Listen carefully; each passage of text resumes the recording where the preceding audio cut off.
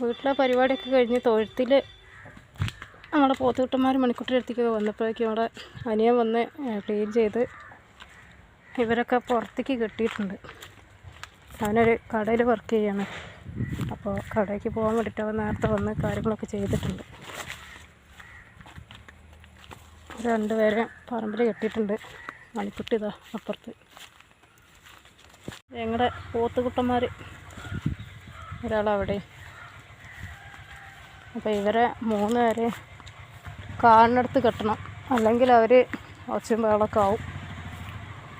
അപ്പോൾ 3 പേര് ഒരത്തൂർ തന്നെയാണ് കെട്ടിയിട്ടുള്ളത്. മണിക്കുട്ടിയെ മണിക്കുട്ടിയുടെ കാര്യങ്ങളൊക്കെ കഴിഞ്ഞ് നേരെ തിരിച്ച് വീട്ടിലേക്ക്. പിന്നെ കാണുമ്പോൾ ഇവർക്കുള്ളതാണ് ഈ ഒരു കരച്ചിൽ. ഞാൻ ആദ്യം മുതലേ ഇവറ്റോടൊക്കെ ഇങ്ങനെ വർത്തമാനം പറഞ്ഞ് ഇപ്പോൾ എനിക്കതൊരു ശീലമായിട്ടുണ്ട്.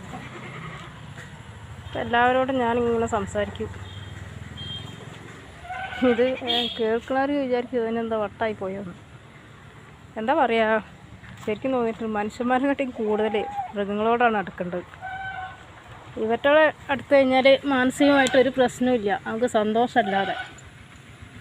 അപ്പോൾ എന്താ പറയുക, ഞാൻ ഇവറ്റോടൊക്കെ ഇങ്ങനെ സംസാരിച്ച് എനിക്കതൊരു ശീലമായി. ഇനിയിപ്പോൾ ഒരാൾ ഉമ്മർത്തുണ്ട്. എന്താണ് ഇവിടെ എന്താ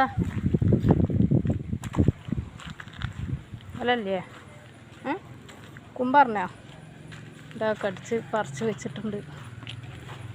കുമ്പറിനില്ലേ നമുക്ക് വെള്ളം വേണോ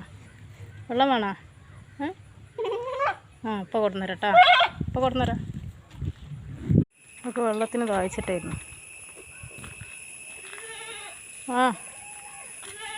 എന്താണ്